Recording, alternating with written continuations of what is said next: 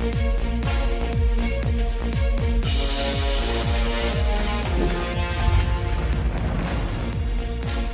वालेकुम। आप आमद के दिन करीब आ रहे हैं तो पीपल्स पार्टी अपने तहफ़्फ़ुज़ात का बरमला इजहार करना शुरू हो गई और पीपल्स पार्टी अब खुलकर वो जो है उनकी मुखालफत में उनके मुख्तलिफ लीडर्स जो है बयानात भी दे रहे हैं। आसिफ अली ज़रदारी भी एक्टिव हो गए हैं और उन्होंने आज मौलाना फजल रहमान से भी मुलाकात की। अब देखते हैं गिले शिकवे दूर हुए हैं कि नहीं हुए। उनके काफ़ी गिले शिकवे थे मौलाना के तो उनसे। पाकिस्तान में सियासी मंजरनामा जो है वो दोबारा से अब हीट अप हो रहा है और हिद्दत का उसमें आ रही है। मौसम ठंडा होने जा रहा है और सियासत हमारी गर्म हो रही है या होना शुरू हो गई है। रज़ा रूमी मेरे साथ है, नया दौर पे अपना शो करते हैं, एंकर हैं, और lieutenant general Abdul Qadir Baloch Pakistan Peoples Party Parliamentarian से हैं, मेरे साथ हैं। आप सबका शुक्रिया। जनरल साहब, मुझे पहले ये बताइएगा कि पीपल्स पार्टी नवाज शरीफ साहब को क्यों आड़े हाथों ले रही है? आपको कौन से तहफ़्फ़ुज़ात है मियाँ साहब के हवाले से? बिस्मिल्लाहिर्रहमानिर्रहीम। लुकमान भाई, कुछ चीज़ें जो बिल्कुल क्लियर होती हैं सामने और जिसमें शक की गुंजाइश नहीं होती है, उसके बारे में अगर कोई राय का इजहार किया जाए तो उसमें अचंभे वाली बात कोई नहीं है, समझने वाली बात है। सब समझते हैं जब ये केयर टेकर गवर्नमेंट बने उस वक़्त केयर टेकर गवर्नमेंट या बल्कि गवर्नमेंट कौन थी? अपोजिशन था ही नहीं, मियाँ शहबाज शरीफ साहब की हुकूमत थी और उन्होंने जिन लोगों को चुना, सामने लाए गए बतौर वज़ीर आज़म के, बतौर केयर टेकर के, जो कुछ भी है। अब अगर आप देखेंगे इस वक्त हुकूमत में तो बड़ी अक्सरियत मुस्लिम लीग नून के अपने लोगों की है, उन लोगों की है जो बड़े मेजर फंक्शनरीज थे, प्रिंसिपल सेक्रेटरीज थे मियाँ नवाज शरीफ साहब के दौर में, मियाँ शहबाज शरीफ साहब के दौर में।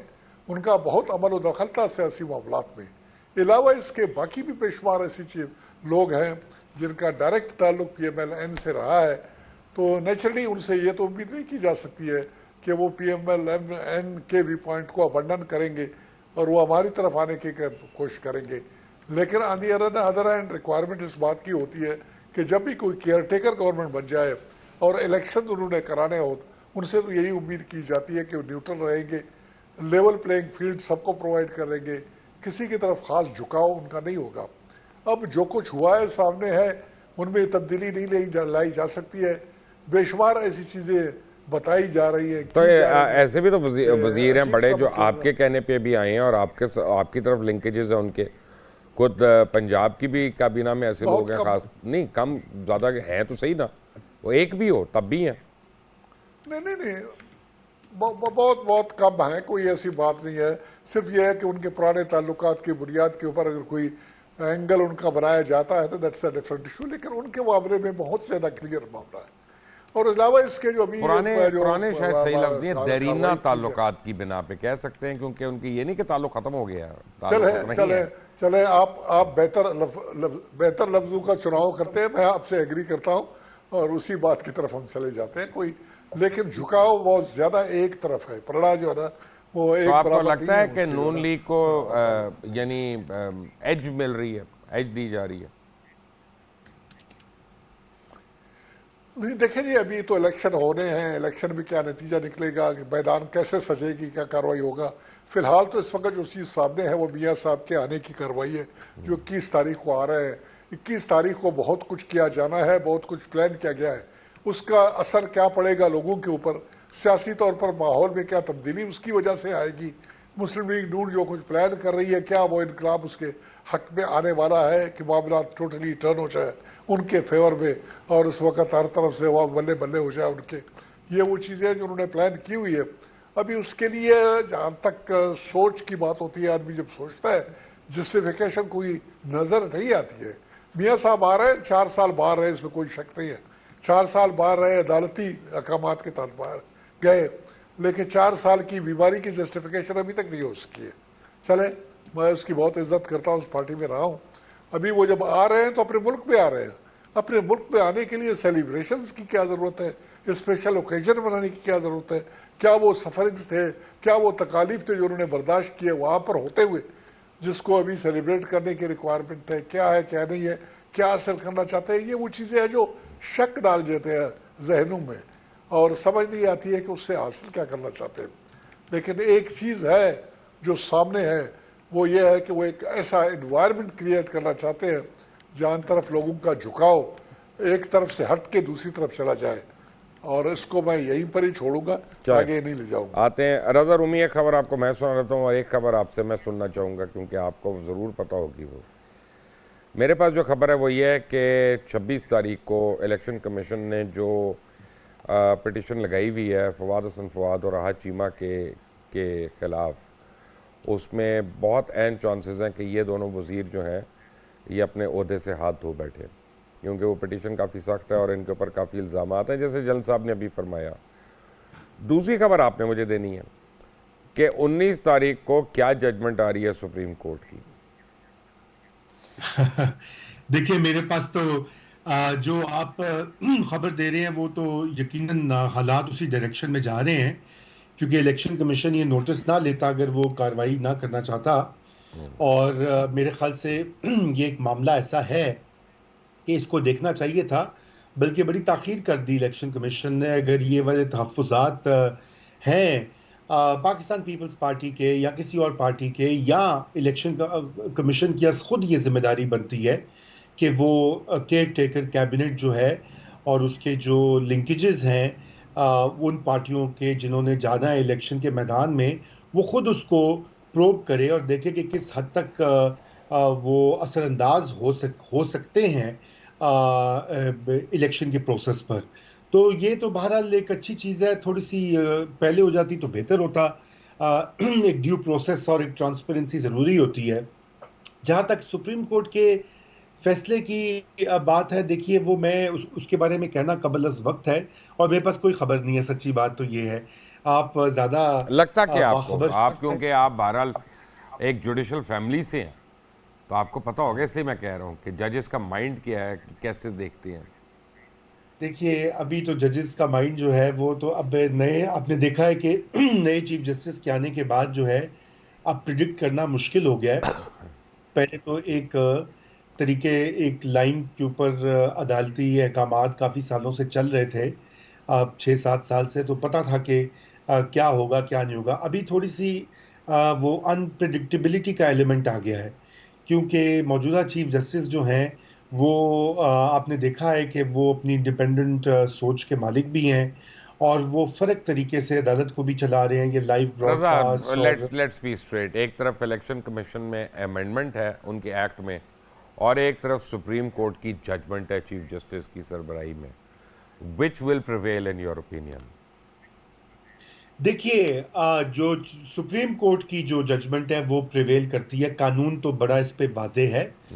सुप्रीम कोर्ट सबसे आला अदालत है, आइन की तशरीह वही करती है और आइन जो होता है, आइनी शिकें जो होती हैं वो हमेशा डोमिनेट करती हैं एक्ट्स ऑफ पार्लियामेंट को या उसके सब्सिक्वेंट रूल्स जो बनाए गए होते हैं। लेकिन यहाँ पे मामला जो है वो फ़र्क भी हो सकता है और वो उसमें इस तरह से फ़र्क हो सकता है कि शायद एक फ़र्क प्रोसीजर अपनाना पड़े सुप्रीम कोर्ट को स्पेशल फोकस इस केस के ऊपर करने के लिए। जी क्यों जी बलोच साहब, क्या लगता है आपको 19 तारीख को क्या फैसला आएगा? लुकमान भाई, बेहतर यह होगा कि आप मुझे इसमें इन्वॉल्व ना करें। मैं प्योर सोल्जर आदमी हूँ, सिपाही हूँ, और कानूनी बातों को समझना और उनके बारे में राय देना मेरे ख्याल में जरा ज्यादती होगी। भाई आप पार्लियामेंट के लिए जा रहे हैं, आपका लेजिस्लेशन है, आप और वो दोनों मिलकर बहुत बेहतर राय दे सकते हो। मैं सिर्फ एक बात कहना चाहूंगा इस मामले में कि जो भी जजमेंट आनी है, जनरली जजमेंट्स का ताल्लुक कंपोजिशन से रहा है कोर्ट्स की, कि किस वक्त का कोर्ट्स की क्या कंपोजिशन थी, उस कंपोजिशन के रेफरेंस से ही, उसके रिलेशनशिप से वहाँ पर जजमेंट आते रहे हैं। अभी आपको पता है पिछले जो चेंजेस आ गए हैं, नई जुडिशरी जो आई है बच्चे नए चीफ जस्टिस के नीचे, उसकी कंपोजिशन क्या होगी और किस किस्म की जजमेंट एक्सपेक्ट की जाती है, वो मेरे और आपके अंदाजे के लिए मेरे ख्याल में चलें कंपोजिशन में बात कर लेते हैं। Raza, fact of the matter is के जस्टिस काजी फाइजा साहब जो हैं, उनका हम ख्याल जो ग्रुप था सुप्रीम कोर्ट में, उसकी तो वर्डिक्ट की डिफीट हुई ना, क्योंकि एजाजुल हसन साहब का जो हम ख्याल ग्रुप था उसकी बहुत बड़ी विक्ट्री हो गई। वो 8-7 से जो हुई है, जो रेट्रोस्पेक्टिव नहीं अपना अब हो सकती अपील वगैरह, तो ये तो कोई ज़रूरी नहीं है कि चीफ जस्टिस का दिल जो मर्जी हो, 8 जजेस उनके खिलाफ वोट तो दे सकते हैं, ये तो हमने देख लिया। जी, वो बिल्कुल दे सकते हैं वोट, और कोई इसमें बड़ी क्लियर बात हो गई है कि रेट्रोस्पेक्टिव एक्ट जो है मेजॉरिटी ऑफ सुप्रीम कोर्ट ने कहा है कि माजी में नहीं इतलाक होगा। मगर देखिए यहाँ पर और भी इलेक्शन, चूंकि इलेक्शन एक्ट में जो तरमीम की गई है उसको भी कोर्ट कंसिडर ज़रूर करेगी। आपने देखा है कि जस्टिस काजी फायज ईसा जो है वो पार्लियामेंट को अहमियत देते हैं और उसके फैसलों को और उसके बनाए हुए कवानीन को रद्द नहीं करते, जैसे कि पहले हम देख चुके हैं एक वतीरा रहा है सुप्रीम कोर्ट में। तो इस बार ये यकीनन है कि लेकिन उसको रजा ड्यू वो कानून जो आइन का हिस्सा नहीं है, एक इदारे के एक्ट में है, उसको और सुप्रीम कोर्ट की रूलिंग है, वहाँ पे ज़रा सा फ़र्क है। जी, फर्क बिल्कुल है। देखिए ना, फर्क देखिए, इशू एट हैंड क्या है। इशू एक हैंड ये है कि जो आइन में डिसक्वालिफिकेशन की जो क्लॉजेज हैं उसका इस्तेमाल करते हुए सुप्रीम कोर्ट ने एक जजमेंट दी। आइन ये नहीं कहता कि डिसक्वालिफिकेशन जो है वो कितनी देर के लिए होगी, उसमें period of time as such mention नहीं है। ये कवानीन में होता है, 5 साल हो या 10 साल हो, 3 साल हो, 2 साल हो। और उसमें सुप्रीम कोर्ट ने उसकी तशरीह ऐसे की और इस तरीके से की कि उससे एक नई रवायत भी पैदा हुई और साथ में एक ड्रैकोनियन, खुद साबिक चीफ जस्टिस बंदियाल जो हैं उस फैसले को ड्रैकोनियन कह चुके हैं। ये उनके अल्फाज थे जब उन्होंने फैसल वाडा का केस हैंडल किया, और उस केस में नज़ीर है कि उन्होंने उसको एक टर्म के लिए ही डिस्क्वालीफाई किया। तो यकीनन ये मामला सुप्रीम कोर्ट इसको कंसिडर ज़रूर करेगी कि क्या सुप्रीम कोर्ट ऑफ पाकिस्तान जो है वो इस तरह की आइन की इतनी ड्रास्टिक या ड्रैकोनियन इंटरप्रिटेशन कर सकती है या नहीं कर सकती। ये एक केस ज़रूर है और ये बनेगा, और इसमें ज़रूरी नहीं कि वो पिछले वाले फैसले की अपील हो, बल्कि ये इसी मैटर पर होगा जो आप बात कह रहे हैं कि क्या इलेक्शन एक्ट में की गई तरमीम या नया जो कानून है वो उसका सुप्रीम कोर्ट क्या व्यू लेगी। जी मुबशर।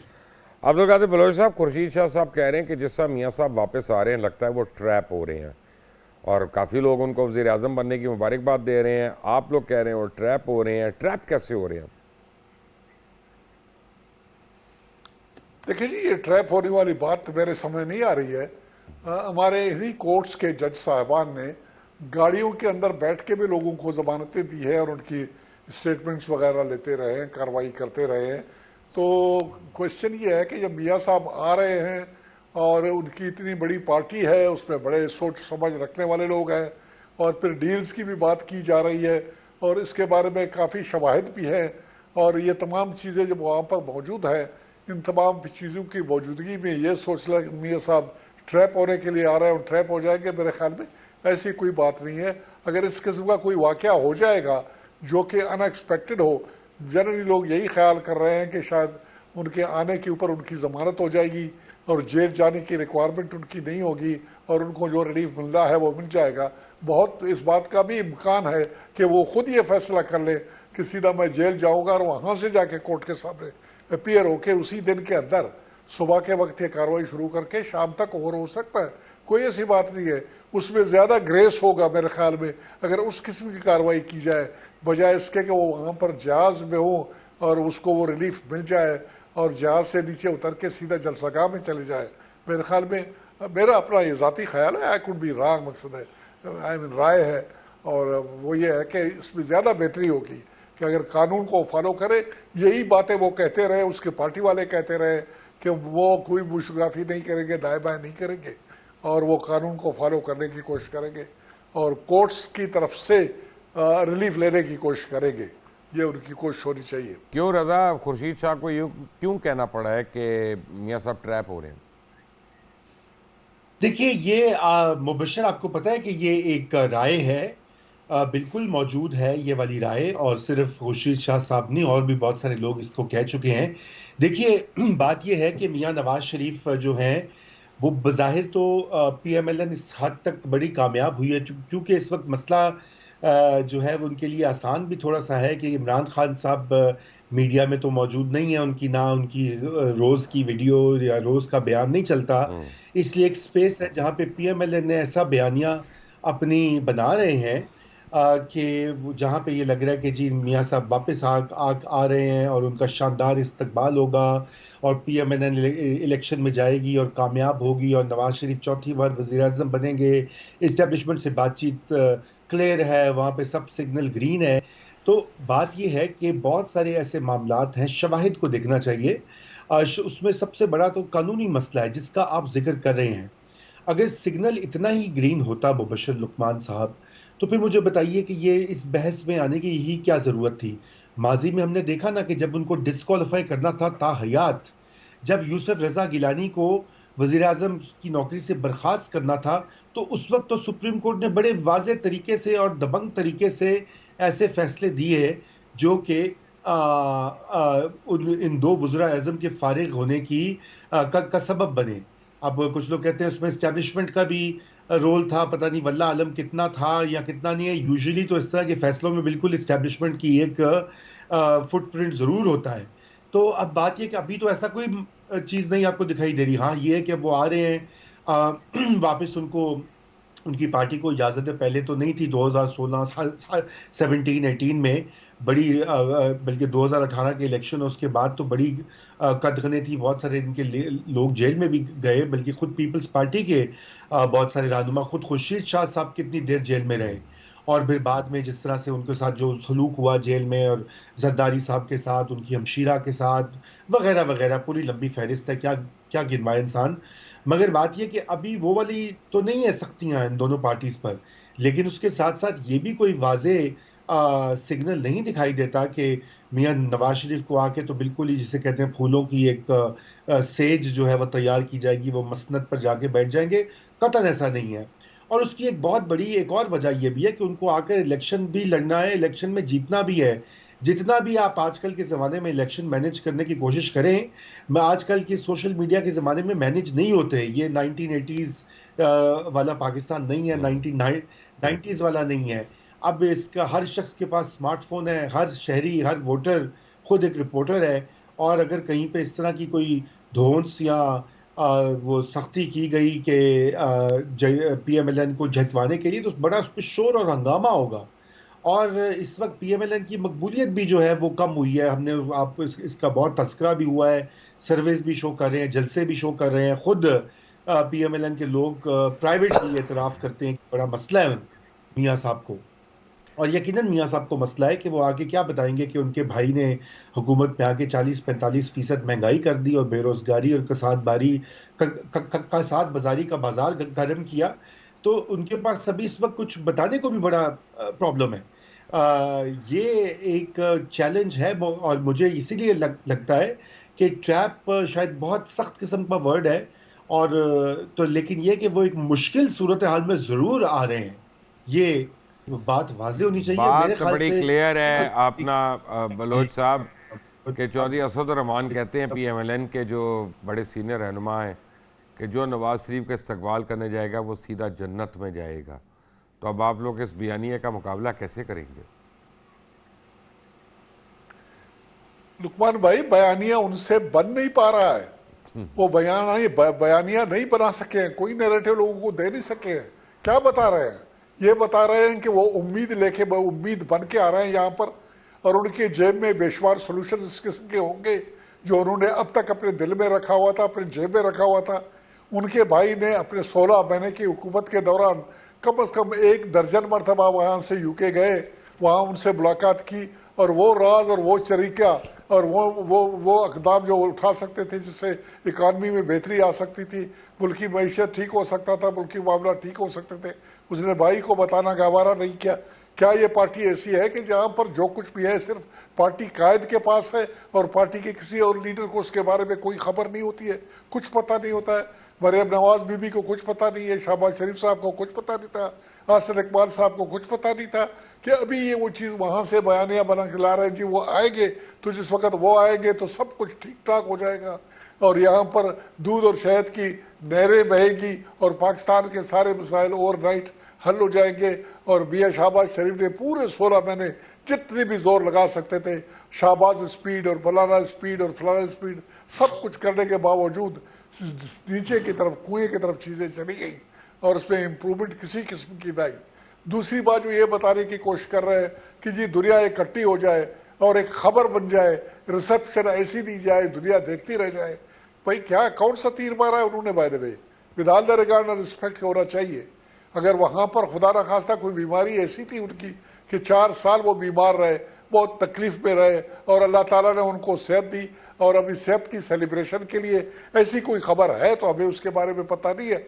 फिर तो कौम को सेलिब्रेट करना चाहिए, उसके पार्टी को सेलिब्रेट करना चाहिए, लेकिन ऐसी खबर कोई हमारे सब सामने नहीं आई है। जहाँ पर प्लेटलेट्स की बात चली थी महीना, 2 महीना, 3 महीना और 1 साल तक, उसके बाद प्लेटलेट्स भी गायब हो गए, वो सेहतमंद थे, वहाँ पर रह रहे थे। तो ये जो खबरें बन रही हैं, ये जो बयानिया और ये नैरेटिव्स जो है ना, ये सभा उधर अपील ऐसे नहीं है कि इसकी वजह से फ़ौरन जो है ना स्टेज सेट हो जाए, मियाँ साहब जो है ना वज़ीर आज़म बन जाए और पार्टी की वाह हो जाए और हर तरफ जीत ही जीत हो। नहीं, बड़ी मेहनत करनी पड़ेगी उनको बाकी सियासी पार्टियों की तरह, और मुमकिन है पाकिस्तानी अवाम उनके हक में फैसला दे, लेकिन इतनी आसानी से नहीं होगा कि स्टेज मैनेज किया जाए और उनके लिए हर चीज़ तैयार करके रखी जाए और उनको कहा जाए कि भाई आए और कुर्सी में बैठे और घोड़े को दौड़ाए। ठीक है। जनरल अब्दुल कादिर बलोच और रज़ा रूमी मेरे साथ ही। एक छोटी सी ब्रेक के बाद आते हैं हम। Take a break.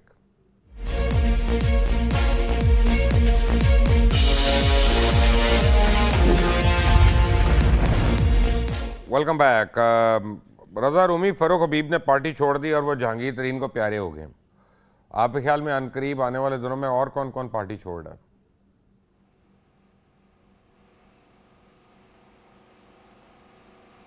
रज़ा रूमी साहब, मेरी आवाज़ आ रही है आपको?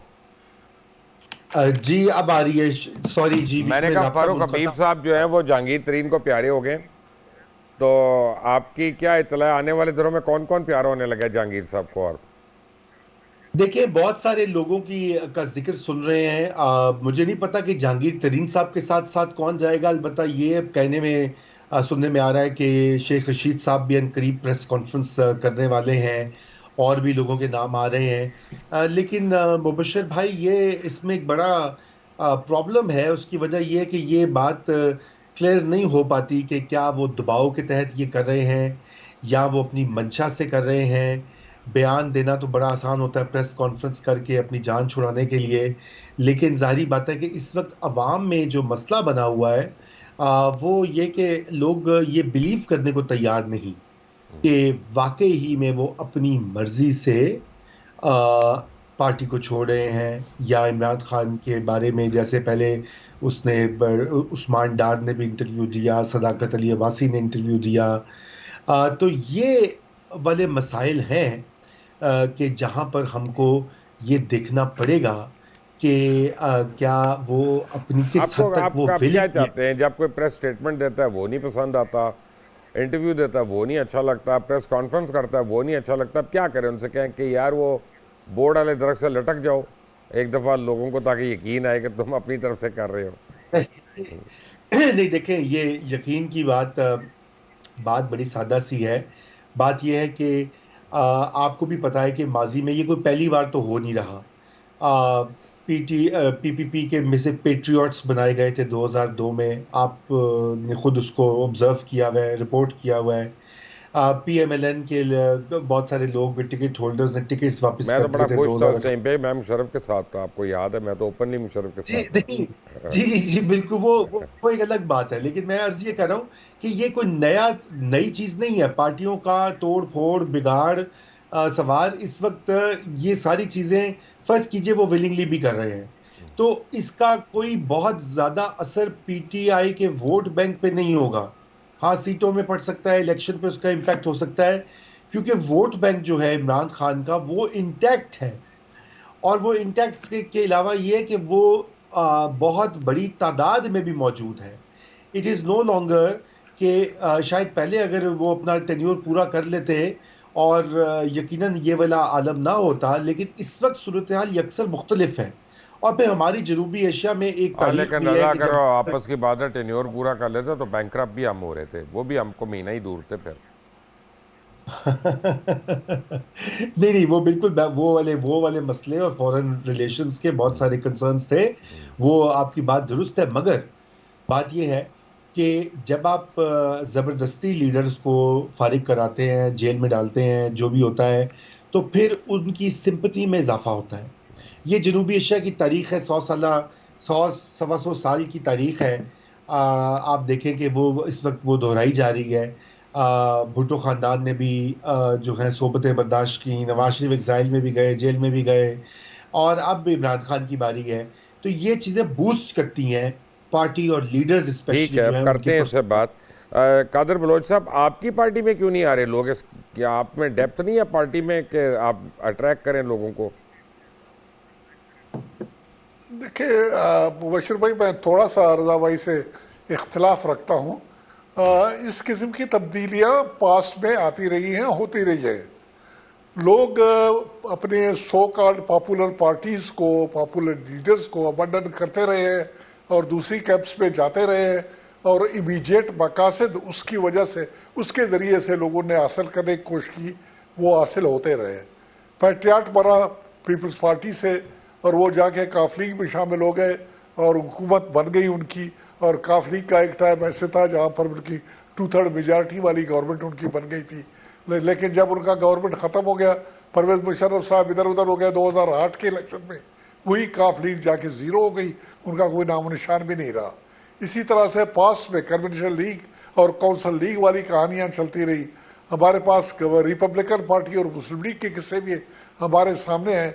ये जो एफर्ट किए जाते हैं लायलिटी चेंज कराने की या करने की या होने की या जो भी हो जाता है, तो वो इमीडिएट मकासद हासिल करने के लिए होते हैं और एंड तक नहीं रहता, इसमें कोई शक नहीं है। कोई पार्टी लायलिटी चेंज करने की वजह से हमेशा के लिए ख़त्म नहीं हुआ है अगर कोई नज़रियाती पार्टी रहा है। लेकिन अनफॉर्चुनेटली जहाँ तक पीटीआई का ताल्लुक है, पीटीआई अब तक एक नज़रियाती पार्टी बन नहीं सकी है। अनफॉर्चुनेटली उन्होंने 3 साल और 8 महीने गवर्नमेंट की, जैन साहब, एक सवाल चीज में ये सामने नहीं ऐसे नहीं ला सके ये सवाल नहीं जिसको था। कोट कर सके और बता सवाल सके। ये था कि आपकी जी? पार्टी में क्यों नहीं आना चाह रहे लोग? क्यों जहांगीर तरीन को प्रेफर कर रहे हैं आपके ऊपर? अब इसका जवाब मैं नहीं दूं तो बेहतर है। नहीं, दे उसकी दे। वजह यह है कि हमारी पार्टी में किसी के आने की, हमारी पार्टी में किसी को भेजने की जरूरत नहीं है। हम किसी को वेलकम नहीं करना चाहते, और जो ये आपने किसी किया पार्टी ना, का उसी जैसे पार्टी नदीम में रहे। अफजल चंद वगैरह आए थे तो आपने हमारे बड़ा धूमधाम से वेलकम किया उन लोगों को। नहीं नहीं, वो पास की बात छोड़ दें। फिलहाल ये है कि हमें किसी की ज़रूरत नहीं है। अगर किसी पार्टी को ज़रूरत है, मेरे ख्याल में वो अगर मशवरा आपने देना ही तो मुस्लिम लीग नून को दे दे, क्योंकि वो टोटल 2 डिवीजन की पार्टी बन गई है, लाहौर डिवीजन और गुजरांवाला डिवीजन, जहाँ पर 6 कश्मीरी और 3 राजपूतों की वो एक पार्टी बनी हुई है। इस पार्टी में लोगों के आने की ज़रूरत है। लेवल प्लेइंग फील्ड वाली जब कहानी की बात कही कादर जाती है, बलोच इलेक्शंस साहब, की बड़ी बातें की माजरत जाती के है, साथ, तो ये एक लाहौर डिवीजन का मुझे पता है, गुजरांवाला का मुझे पता नहीं है। लाहौर डिवीजन में इस वक्त नाको चने चुप आप बांधने देख हैं। लीजिए, लाहौर डिवीजन है और गुजरांवाला डिवीजन है, अमरी जो सामने हैं, जिनके नाम आते हैं, जो बोल रहे हैं आगे पीछे, कौन लोग हैं बता दिए। नहीं, मैं ये निकालो कह रहा ना हूँ जुनूबी कि लाहौर पंजाब से डिवीजन में कुछ नहीं ज़्यादा रखा उस उनके लिए लेवल अभी। की। कल के दिन फर्क पड़ जाए उनकी आमद के बाद, वो एक और बात है। आज कुछ नहीं है, और ये रजा एग्री करेंगे मेरे से। हम यही बिल्कुल मैं एग्री करूंगा। और मैं पहले भी यही अर्ज कर रहा था कि देखिए, जो ऑन ग्राउंड जितनी भी रिपोर्ट्स आती हैं, जाहिर बात है कि मैं तो रिलाई कर रहा हूँ वो हमारे दोस्त और साथी और कॉलीग्स जो कि रोज़ाना फील्ड में होते हैं और लोगों से बातचीत करते हैं, मुख्तलिफ सेक्शंस ऑफ सोसाइटी का व्यू पॉइंट लेते हैं। तो मैं तो उसी की बेसिस पे ये बात कर रहा हूँ। मैं खुद से घर नहीं रहा। मेरी, आपको पता है बशर भाई, ना कोई लाइक है ना डिसलाइक है। हमारा काम ही ये नहीं होता कि हम किसी एक पार्टी या एक लीडर को के पीछे लगें, लेकिन सूरत हाल बहुत टफ है। और लाहौर डिवीज़न क्या हो, गुजरांवाला हो, शहरी इलाके ख़ुसूसन, देखें ना, अर्बन डायनेमिक्स को समझने की ज़रूरत है। और अर्बन एरियाज़ में इन्फ्लेशन का प्रेशर भी ज़्यादा होता है, अर्बन एरियाज़ में एस्पिरेशंस भी ज़्यादा होती हैं। और सबसे जो नौजवान वोटर और नए जो वोट लिस्टों में करोड़ों बच्चे जो इस वक्त एनरोल हुए हैं जिनकी उम्र 18 साल से ऊपर हो गई है, और आप देखें कि वो उनकी क्या सोच है, वो उनकी सोच बिल्कुल फ़र्क है। ये हमारी पुरानी पार्टीज, जो बड़ी पार्टीज हैं, उनको इस वक्त जो सबसे बड़ा मैं समझता हूँ वो ये नहीं फिगर आउट कर पा रहे कि ये जो नौजवान लोग हैं, ये 18 से लेकर 35 साल या 40 साल भी आप उसमें डाल लें, तो उनकी अब सोच और उनकी एक पॉलिटिकल जो जिसे कहना चाहिए वर्ल्ड व्यू, वो बिल्कुल यकसर तब्दील हो चुका है, और वो उसका अहाता कोशिश कर रहे हैं। चले बिलावल वो तो को हो जो चुका है यंग है, तब्दील, लेकिन मुझे ये बताएं रज़ा बड़ी जल्दी से, ये अब आपको पता है मैं तो नाम नहीं ले सकता, हमें तो इजाज़त नहीं है। मैं ये कह सकता हूँ कि चेयरमैन पीटीआई या टेरियन के बाप जो हैं उनका साइफर केस में आपको क्या मुस्तकबिल लग रहा है? देखिए, बात यह है कि साइफर केस में तो बड़ा वाजे है जिस तरह से वो मुकदमा आगे बढ़ा कि उसमें उनकी कन्विक्शन होगी। बहुत से वकला से भी मेरी बात हुई, और वो अगरचे कि उसमें कानूनी राय जो है वो मुनक़सिम है, आपको पता ही है। बहुत से कानूनदान ये कहते हैं कि केस बनता नहीं है, ये एज वज़ीर आज़म उनका ये इस्तेहकाक है, लेकिन और लोग कहते हैं कि नहीं, इसमें वायलेशन हुई है नहीं नहीं सीक्रेट्स नहीं, एक्ट की। कोई इस्तेकाक नहीं है इसका, ऑफिशियल सीक्रेसी एक्ट में किसी का नहीं है। जी, देखिए, मैं तो साइड कर रहा हूँ ना कि जो लॉयर्स कह रहे हैं, देखिए मैं तो नहीं कह रहा, लेकिन जहां तक अगर आप तज्जिया मेरा पूछेंगे तो बिल्कुल उसमें उनकी कन्विक्शन होगी, और उसी कन्विक्शन से ही वो इलेक्शंस और उसके बाद भी वो सियासी मैदान से बाहर होंगे। उसका बाहर तो और होना जरूरी होगा, और जो उन्होंने पंगा किया इस्टेब्लिशमेंट के साथ, फिर आपको पता है वहां से जो रिस्पॉन्स भी आता है, वो उसमें फिर इस तरह के केसेस सरे फहरिस्त होते हैं। तो लेकिन ये कि क्या ये कंटिन्यू करेगी कन्विक्शन? नहीं। अगर आप लॉन्ग टर्म में देखेंगे तो बिल्कुल वो ओवर रूल हो जाएगी। सुप्रीम कोर्ट ऑफ पाकिस्तान किसी ना किसी पॉइंट के ऊपर जो है इमरान खान साहब को रिलीफ मिलेगा, लेकिन फिल वक्त इलेक्शंस तक और इलेक्शन की कुछ अरसे के बाद तक ये दिखाई नहीं देता। मेरे जी, मेहमान मेरे साथ ही एक ब्रेक के बाद आते हैं हम उन तक। Take a break.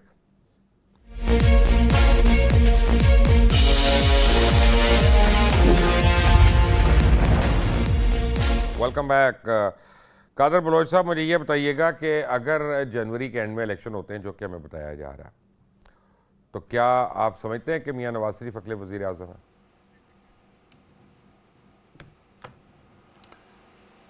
मेरे ख्याल में बहुत मेहनत करनी पड़ेगी, और इस वक्त जो सिचुएशन वो ऐसी नहीं है जिसकी बुनियाद के ऊपर ये पेशिन गोई की जा सके कि मियाँ साहब जनवरी में उनकी पार्टी को इतनी पॉपुलैरिटी मिलेगी कि वो अक्सरियत में आ जाएंगे और गवर्नमेंट बना सकेंगे। बहुत मेहनत करने की ज़रूरत है। इस वक्त ये पार्टी जो है ना, बहुत छोटी पार्टी बन के रह गई है। जैसे थोड़ी देर पहले मैंने कहा था, यहाँ पर 8 कश्मीरी और सर, ये छोटी पार्टी जरूर है, कोई टी पार्टी तो नहीं है, कोई वलीमा पार्टी तो नहीं है, ऐसी बात तो ना करें। बहरहाल पाकिस्तान की मकबूल सियासी जमात है। यही तो हम सियासी जमात है। किधर है लोग? नजर नहीं आ रहे हैं, कहाँ पे हैं?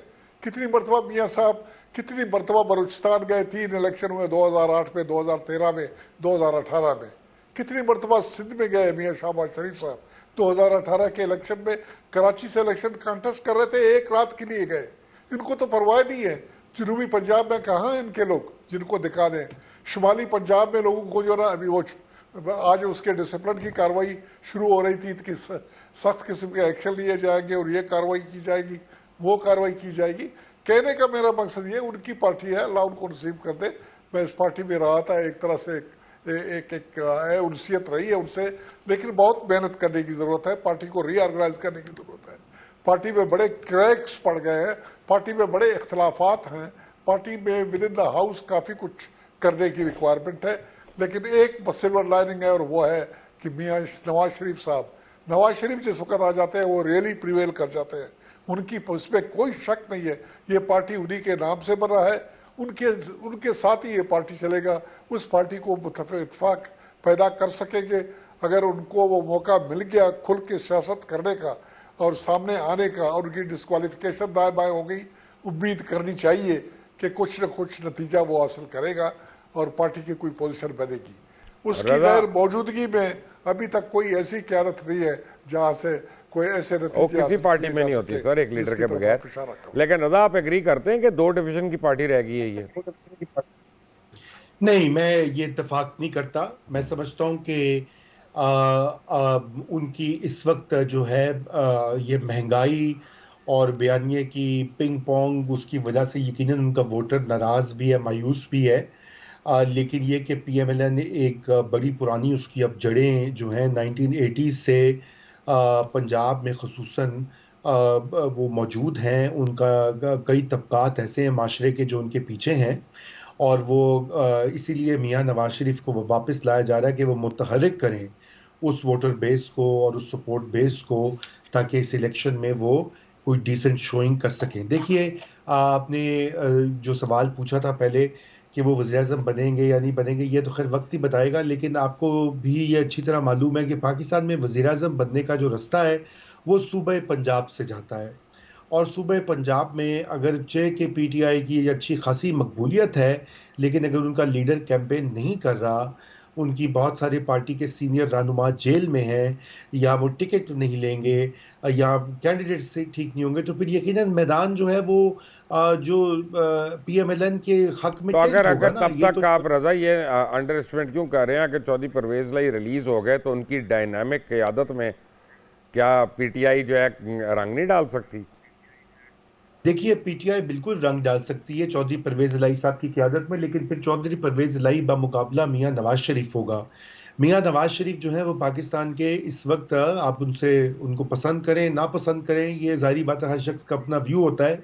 लेकिन पाकिस्तान की मौजूदा सियासतदानों की खेप में सबसे ज़्यादा तजुर्बाकार सियासतदान वो हैं जो कि 3 बार वज़ीर आज़म रहे हैं, कई बार 2 बार वज़ीर आला पंजाब रहे हैं, और लीडर ऑफ द ऑपोजिशन रहे हैं। उन्होंने पूरे मद्दोजज़र देखे हैं पिछले 40 साल की जो सियासत है, और उसमें वो एक सेंट्रल फिगर है। और ये चीज़ जो है इसको नज़रअंदाज नहीं करना चाहिए। ये और बात है कि उनके बारे में बहुत सख्त एक प्रोपेगेंडा भी किया गया 8-10 साल से। अब इतना आम जो यंग लोग हैं वो तो यही समझते हैं कि वो चोर हैं और ये डाकू हैं और ये है वो है, मगर वाकया ये है कि उनकी एक कंट्रीब्यूशन भी है इस मुल्क में और एक स्टैचर भी है। और आप तो अगर रजा परवेज इलाही और बात यह है जी कि अगर देखें मैं हूं या आप हैं, चले हम अपनी बात कर लेते हैं, हम किसी और का नाम क्या लें। अगर हमारी औलाद जो है वो पाकिस्तान में इन्वेस्टमेंट ना करे तो हम किसी और को जी कैसे कहेंगे कि तुम इन्वेस्टमेंट लेके आओ यहाँ पे? जी, वो देखिए, बात यह है कि वो आपने एक और मसला छेड़ दिया, बड़ा पेचीदा मसला है।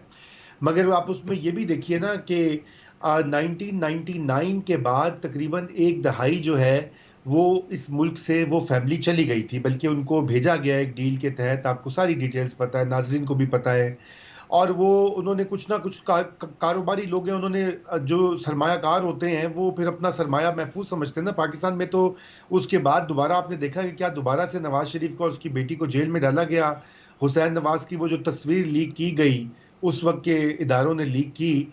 अब आप ये बताइए कि इन इन इस सूरत हाल में अब ये कि वो कारोबार भी ना करें, वो कारोबार भी अपना छोड़ दें, और वो मतलब जो है अपनी और जिंदगी नवाबजादा को। नसरुल्लाह साहब से किसी ने पूछा था रजा, जब वो जिंदा थे और इत्तेहाद चल रहा था और बेगम साहिबा लीड कर रही थी, बेगम कुलसूम नवाज साहब, और अगले दिन वो लोग चले गए सारे के सारे, जब स्टोरियाँ आई थी कि 72 सूटकेसों वाली।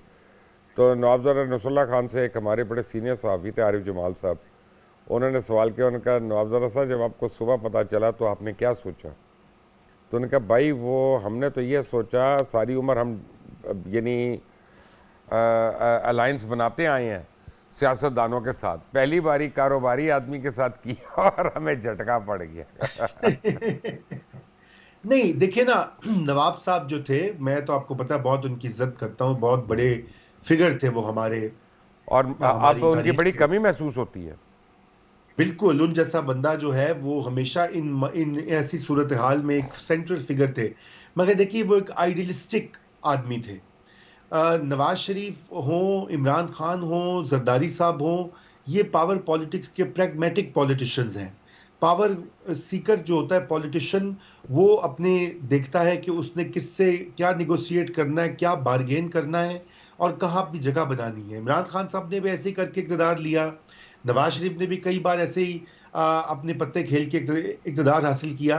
तो ये आप उनका मुवाजना नहीं हो सकता। देखिए, नवाब साहब तो देखिए ना, वो तो बहुत आला आइडियल्स और आदर्शों के मालिक थे, वेरी यही वजह थी कि वेरी क्विकली मेरे पास सॉरी सिर्फ 1 मिनट है, क्लोजिंग मिनट है।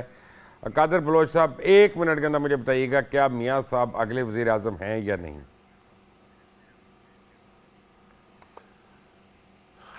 मुश्किल है। मुश्किल है। ये ठंडी सांस लेके आपने क्यों कहा? डॉक्टर ने कहा था सांस पहल लो लंबी सी फिर अपना करो, क्या वजह है? मैंने बताया कि पार्टी इस वक्त मौजूद नहीं है, पार्टी में बहुत कुछ करने की जरूरत है। तो आप किसको देख रहे हैं अगला वजीर आजम? कुछ और ये दरम्यान में कोई नैरेटिव्स आए थे, कोई तब्दीली हुई थी, कुछ आया हुआ था, कुछ आया हुआ था। आप छोड़ दें इनको, बस मेरे ख्याल में छोड़ दिया। मैंने मुश्किल लफ्ज कह बस दी, ठीक है, नामुमकिन तो नहीं कहा मैंने। नामुमकिन कहा है आपने। लेफ्टिनेंट जनरल अब्दुल कादिर बलोच, आपका रज़ा रूमी, आपका बहुत बहुत शुक्रिया। कल तक के लिए इजाज़त दीजिएगा। अल्लाह हाफिज़।